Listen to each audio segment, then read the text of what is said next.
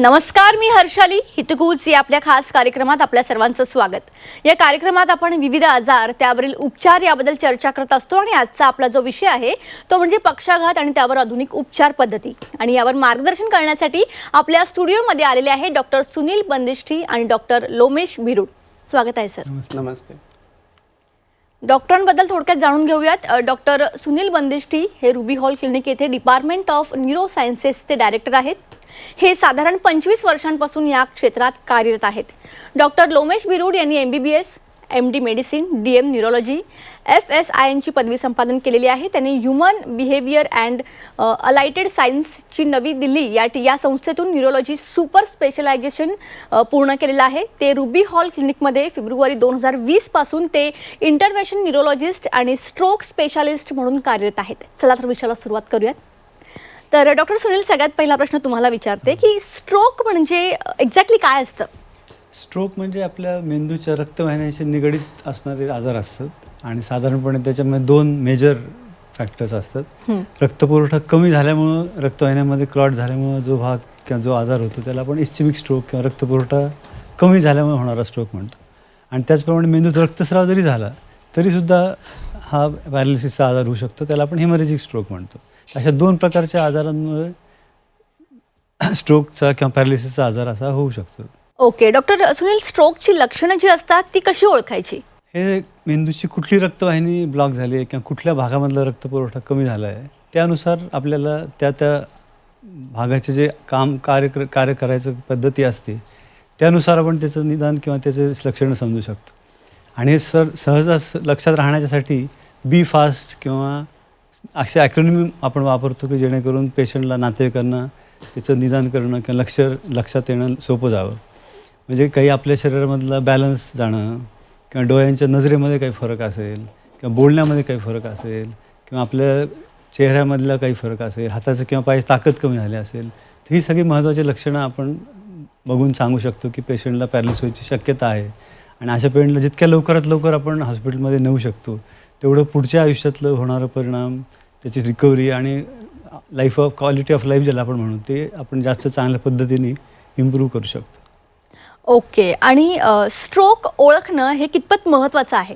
फारच महत्त्वाचं आहे, कारण सगळ्या ज्या उपचार पद्धती आजपर्यंत अवेलेबल आहेत आणि गेल्या काही वर्षात जे नवीन इन्व्हेस्टिगेशन्स, नवीन जे रिसर्च झालेले आहेत, नवीन प्रकारच्या ट्रीटमेंट आल्या आहेत, त्या सगळ्या टाईम डिपेंडंट आहे. जितक्या लवकर आपण हॉस्पिटलमध्ये पोहोचू तेवढं आपल्याला पॅरालिसिसच्या प्रमाणातून बाहेर पडण्याची किंवा त्याचं रिकव्हरी जास्त चांगल्या पद्धतीने व्हायची शक्यता जास्त असते. ओके डॉक्टर, स्ट्रोक हे जीव घेणं किंवा प्राणघातक कितपत डेंजरस आहे हे? हो, नक्कीच आहे. ॲक्च्युली सगळ्या आपण स्टॅटिस्टिक्सचा विचार केला, इंटरनॅशनल स्ट्रोक असोसिएशनचे जे गाईडलाईन्स आहेत किंवा स्टॅटिस्टिक्स आहे त्याच्यानुसार तर ॲटलिस्ट 30% लोकांमध्ये माणसाची जगायची शक्यता पण कमी असते. उरलेल्या 70% लोकांमधल्या निम्मे लोक म्हणजे 35% लोक कधी अंथरुणातून बाहेरसुद्धा पडू शकत नाही. म्हणजे आजपर्यंत जगाच्या पाठीवर सगळ्यात मोठा डिसेबलिंग आजार म्हणाल तर स्ट्रोकचं बर्डन सगळ्यात जास्त आहे. त्यामुळे हे अत्यंत जीव घेणंसुद्धा होऊ शकतं. म्हणून त्याबद्दल काळजी घेणं आणि त्याची ट्रीटमेंट लवकरात लवकर करणं जास्त महत्त्वाचं होऊन जातं. ओके, आता हे जर इतकं जीव घेणं असेल तर यावर नेमके उपचाराचे आता कोणते पर्याय उपलब्ध आहेत? ही उपचार पद्धती पण ॲक्च्युली आपण कुठल्या वेळेस हॉस्पिटलमध्ये पोहोचतो त्यावर जास्त अवलंबून असते. इतक्या लवकर आपण पोहोचू तेवढ्या नवीन पर्यायाच्या जे आपण चर्चा केली, काही रक्तपुरवठा वाढवण्याच्या दृष्टीने किंवा रक्त पातळ करण्याच्या दृष्टीने असे काही इंजेक्शन्स असतात किंवा काही आपण इंटरव्हेन्शन करून ते क्लॉट डिझॉल्व्ह करू शकतो, काही अशा उपचार पद्धती असतात. तर ज्या स्टेजला आपण पोहोचू ते सगळ्यात महत्त्वाचे आहे. जर आपण जास्त उशिराने पोहोचल्यानंतर आपल्या हातात फारशा गोष्टी राहत नाही. फक्त ज्या पद्धतीत पेशंट आहेत त्यातनं रिहॅबिलिटेशन किंवा बाकीच्या सपोर्टिव्ह ट्रीटमेंटनी पेशंट आपण कसं जास्तीत जास्त चांगला करू शकतो ते आपण बघू शकतो. पण सगळ्यात महत्त्वाची गोष्ट आहे की जितक्या लवकर आपण पोहोचू तेवढं त्याचे रिझल्ट आपण जास्त चांगल्या पद्धतीने देऊ शकतो. ओके, आता याच रिगार्डिंग स्ट्रोक रुग्णांमध्ये थ्रोम्बोलायटिक म्हणजे ही थेरपी जी आहे ती एक्झॅक्टली काय आहे? तेच आपण आत्ता जे बोललो की पहिल्या 4 ते 4.5 तासाच्या आत जर पेशंट हॉस्पिटलमध्ये पोहोचला, त्याचे काही क्रायटेरिया पण असतात. सगळ्याच पेशंटना आपण हे करू शकत नाही, परंतु जर त्या पहिल्या काही तासांमध्ये आपण पोहोचू शकलो तर हे TPA किंवा नवीन जे रक्तपुरवठा वाढवायचं, रक्त पातळ करायचं, क्लॉट डिझॉल्व्ह करायचं असं जे इंजेक्शन आपण 4.5 तासाच्या आतमध्ये देऊ शकलो तर त्या रुग्णांमध्ये फरक पडायची शक्यता किंवा पेशंट पूर्णतः रिकवर व्हायची शक्यता फारच जास्त प्रमाणात असते. ओके. डॉक्टर लोमेश, तुमच्यासाठी माझा असा प्रश्न आहे की स्ट्रोक रुग्णांमध्ये यांत्रिक थ्रोम्बेक्टॉमी उपचार जे असतात, काय असतं हे? तर स्ट्रोक म्हणजे मेकॅनिकल थ्रोम्बेक्टॉमी जी ट्रीटमेंट मॉडॅलिटी आहे ही रिसेंट इयर्समध्येच अप्रूव्ड झालेली आहे. याच्यामध्ये मेंदूच्या मोठ्या नसा म्हणजे कॅरोटिड आर्टरी किंवा मेंदूमध्ये मिडल सेरेब्रल आर्टरी किंवा सर्वात महत्त्वाची बॅसिलर आर्टरी या जर नसा बंद असतील तर त्याला ओपन करण्याची जी सर्जरी आहे त्याला आपण मेकॅनिकल थ्रोम्बेक्टॉमी म्हणतो.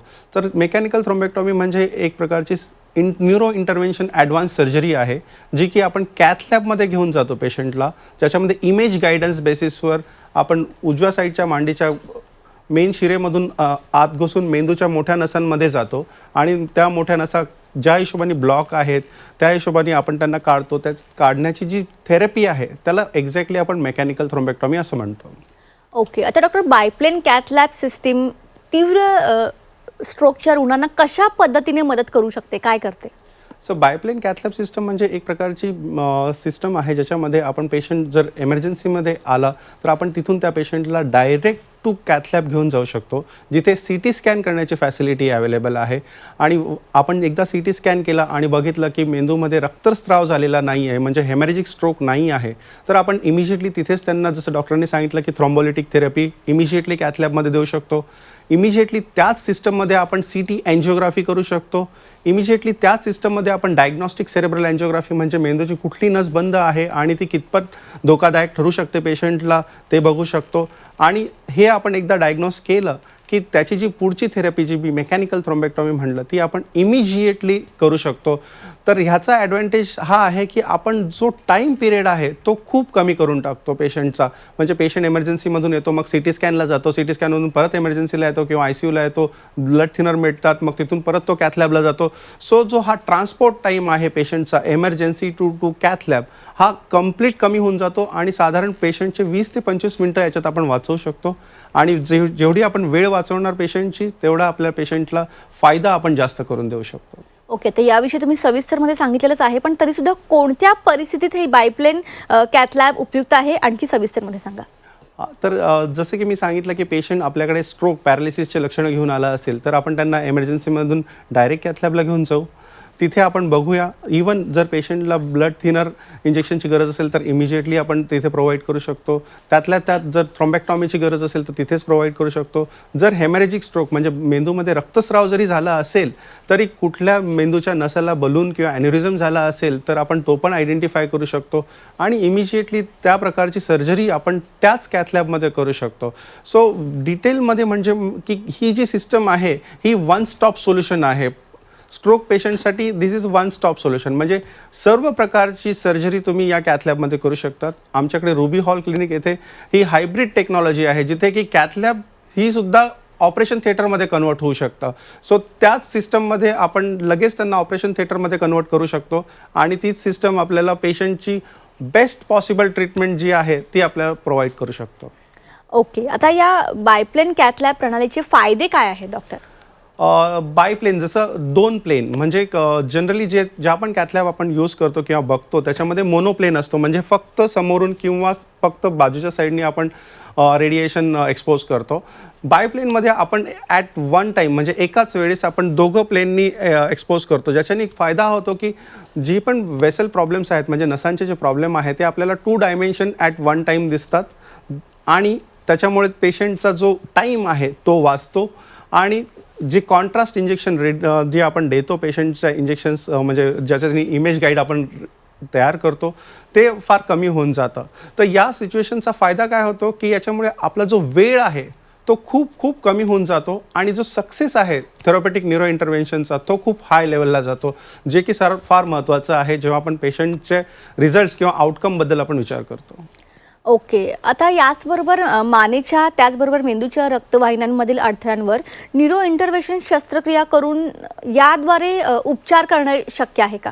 हो, नक्कीच शक्य आहे. जसं की मी आधी सांगितलं तुम्हाला, की जर मेंदूच्या कुठल्या नसा ब्लॉकेज असतील, तसंच जसं आपल्याला माहिती आहे की हृदयाच्या नसा ब्लॉकेज झाला तर आपण इमिजिएटली कार्डिओलॉजिस्टकडे म्हणजे हृदयरोग तज्ज्ञांकडे जातो, अँजिओग्राफी करतो, जर गरज असेल तर अँजिओप्लास्टी आणि स्टेंट टाकून घेतो.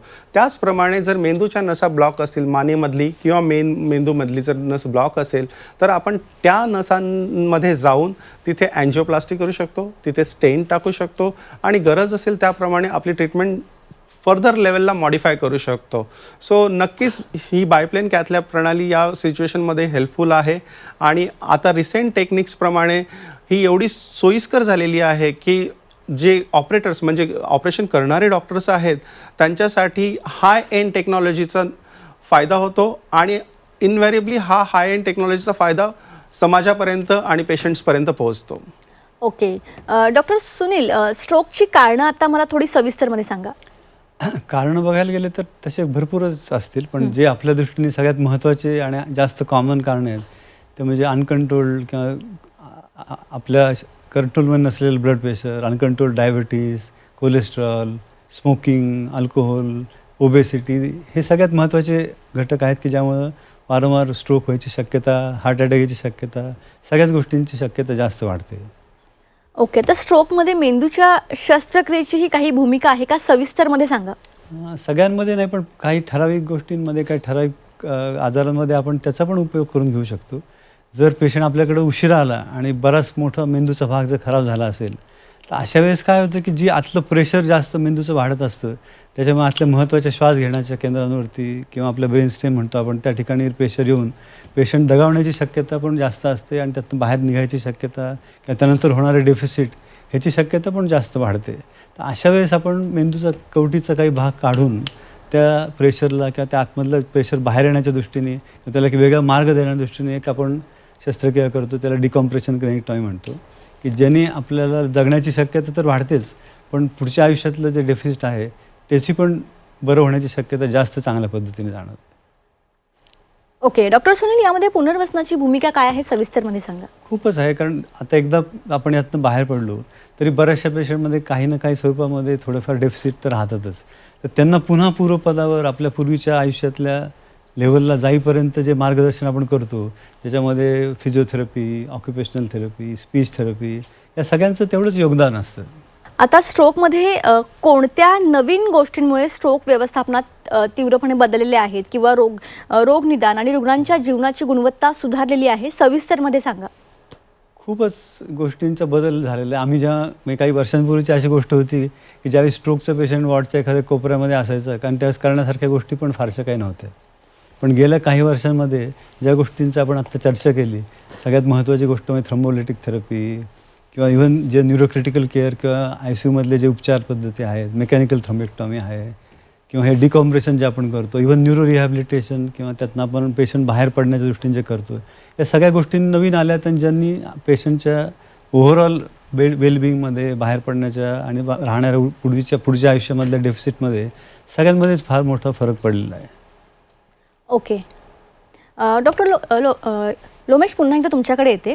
आता तुम्ही बायप्लेन कॅथलॅब कशा पद्धतीने उपयुक्त आहे हे सांगितलं, पण त्यानंतर रुग्णांनी कशा पद्धतीने काळजी घ्यावी याविषयी सविस्तरमध्ये सांगू शकाल का? हो, नक्कीच.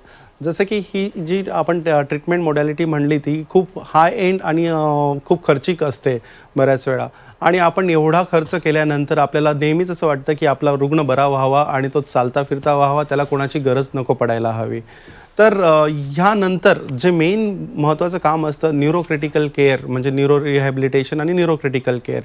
ICUमध्ये पेशंट जवळपास 5 ते 7 दिवस राहतात. जर त्यांना गरज असेल सर्जरीची तर हेमिक्रॅनिओटॉमी नावाची सर्जरी आपण करतो, ज्याच्याने त्यांचा कवटीचा हा थोडा पार्ट आपण काढून घेतो आणि मेंदूला प्रसरण पावण्यासाठी जागा देतो आणि त्याच्यामुळे मेंदूवरचं प्रेशर कमी होतं आणि मेंदू वाचण्याची शक्यता वाढून जाते. मेंदू वाचेल तर पेशंट वाचेल.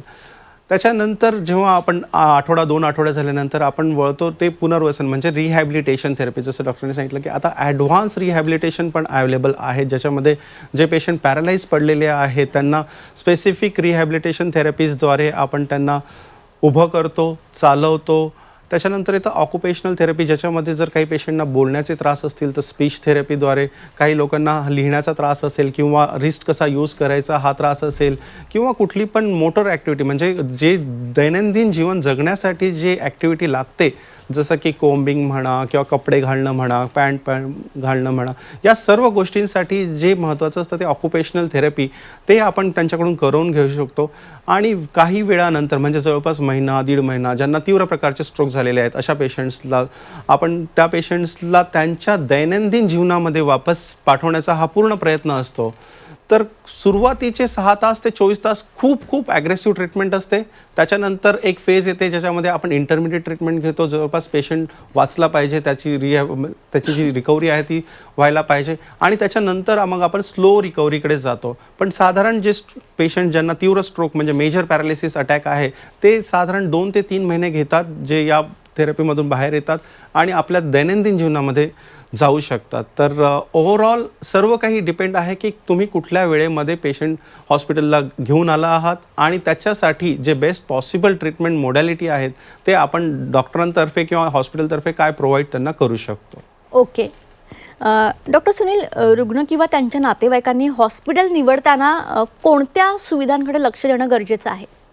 ॲक्च्युली हा फार महत्त्वाचा प्रश्न आहे, कारण बऱ्याच वेळा आपण हॉस्पिटलमध्ये जातो त्या ठिकाणी सगळ्या ह्या पद्धती किंवा सगळ्या अवेलेबल उपचाराच्या पद्धती असतीलच असं नाही सांगतात. आपण हॉस्पिटल निवडताना सुरुवातीमध्येच हा निर्णय घ्यायला पाहिजे, कारण ज्या ठिकाणी न्यूरोलॉजिस्ट आहे की जो डिसाईड करू शकतो की या पेशंटला थर्मोलिटिक थेरपी आपण देऊ शकतो किंवा नाही, किंवा बाकी मेकॅनिकल थर्मेक्टॉमीची गरज आहे का, ज्या ठिकाणी पूर्ण न्यूरोक्रिटिकल केअरची व्यवस्था चांगली आहे. कारण सुरुवातीचे काही दिवस पेशंट अनस्टेबल असतो, ब्लड प्रेशर कमी जास्त होत असतं, रॅपिडली फ्लक्च्युएशन्स होत असतात, काही जणांना व्हेंटिलेटरची आवश्यकता असते. तर ह्या सगळ्या गोष्टींची अवेलेबिलिटी आहे. जिथं न्यूरोसर्जन आहे, जिथं CT स्कॅन, MRI या फॅसिलिटीज, फिजिओथेरपीचं चांगलं सेंटर आहे, अशा हॉस्पिटलमध्ये जाणं जास्त महत्त्वाचं आहे, ज्याला आपण स्ट्रोक रेडी हॉस्पिटल म्हणतो, की ज्या ठिकाणी आपली उपचार पद्धती जास्त चांगल्या पद्धतीने होऊ शकते, सगळे ॲडव्हान्स ट्रीटमेंट आपल्या फायद्यासाठी होऊ शकतात आणि जितक्या जास्तीत जास्त आपण आपल्या पेशंटला, रुग्णाला मदत करू शकतो बाहेरण्याची, ते जास्त महत्त्वाचं आहे. आणि तशा प्रकारचं हॉस्पिटल चूज करणं हे अत्यंत जरुरी आहे. ओके. आता जवळचं हॉस्पिटल निवडणं हे पुरेसं आहे का यासाठी? माझ्या मते बिलकुलच नाही, कारण जवळच्या हॉस्पिटलमध्ये बऱ्याच वेळा अनुभव तर असा आहे की वेळ पण आपला खूप जातो आणि आज आपण बघितलं की ते काही तासांमध्ये जर पेशंट पोहोचला तरच आपण चांगल्या पद्धतीने त्यांना ट्रीटमेंट देऊ शकतो. बऱ्याच वेळ ह्या हॉस्पिटलमधून त्या हॉस्पिटलमध्ये किंवा जवळच्या CT स्कॅनमधून दुसऱ्या हॉस्पिटलमध्ये या शिफ्टिंगमध्येच वेळ बराचसा वाया जातो आणि आपल्याकडे पेशंट येईपर्यंत ऑलरेडी जो गोल्डन पिरियड आपण ज्याला म्हणू तो निघून गेलेला असतो. अशा वेळेस पेशंटच्या दृष्टीने आणि नातेवाईकांच्या दृष्टीने आणि डॉक्टरही त्यांच्या वेळेस त्या परिस्थितीमध्ये फार आपण काही सपोर्टिव्ह ट्रीटमेंटपेक्षा करू शकत नाही. तर माझ्या मते हॉस्पिटल निवडणं ही सुद्धा फार क्रिटिकल गोष्ट आहे. ओके. आता स्ट्रोक रेडी हॉस्पिटल म्हणजे काय, याविषयी थोडं सविस्तरमध्ये आपल्या प्रेक्षकांना सांगा. आता आपण ज्या पद्धतीने बोललो ते स्ट्रोक रेडी हॉस्पिटलमध्ये ह्या सगळ्या गोष्टी सुविधा अवेलेबल आहे आपल्याकडे, ज्याच्यामध्ये critical care, ICU, CT scan, MRI, neurosurgeon, physiotherapist, everything, सगळ्या गोष्टी एकत्र ज्या ठिकाणी आपल्याला मिळतील त्या ठिकाणी उपचार पद्धती जास्त प्रभावी राहणार. ओके. डॉक्टर सुनील, जाता जाता आपल्या प्रेक्षकांना तुम्हाला काय मेसेज द्यायचा आहे? माझं एवढंच म्हणणं आहे की दुर्दैवाने ही वेळ आपल्यावर येऊ नये, परंतु जरी आपल्यावर किंवा आपल्या नातेवाईकांवर, आपल्या जवळच्या लोकांवर अशी काही परिस्थिती उद्भवली तर त्याचं लवकरात लवकर निदान करून जितक्या लवकरात लवकर आपण चांगल्या स्ट्रोक रेडी हॉस्पिटलमध्ये पोहोचू तेवढ्या आपल्या पेशंटसाठी लाँग टर्मच्या दृष्टीने, त्याचं आयुष्य सुधारण्याच्या दृष्टीने, बाहेर पडण्याच्या दृष्टीने आणि इनफॅक्ट पुढच्या क्वालिटी ऑफ लाईफसाठी सुद्धा ते जास्त महत्त्वाचं राहील. ओके. सेम प्रश्न डॉक्टर लोमेश तुमच्यासाठी. आपल्या प्रेक्षकांना तुम्हाला काय मेसेज द्यायचा आहे? जेव्हा पण तुम्हाला स्ट्रोक असे लक्षणं दिसत असतील तर जसं डॉक्टरने सांगितलं की स्ट्रोक रेडी हॉस्पिटलला जाणं गरजेचं आहे.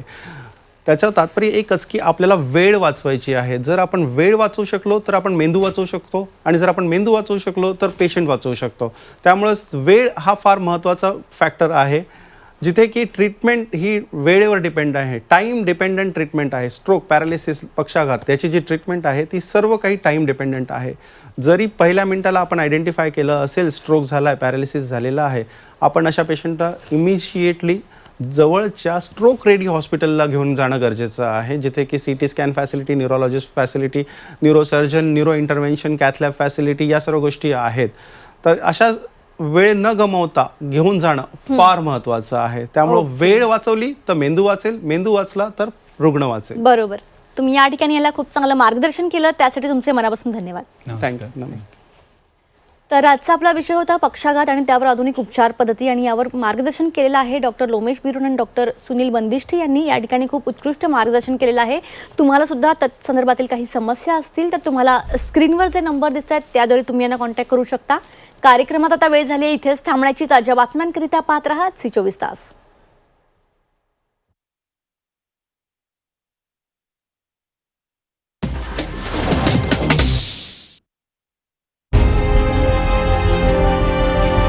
विकासाचा ध्यास म्हणजे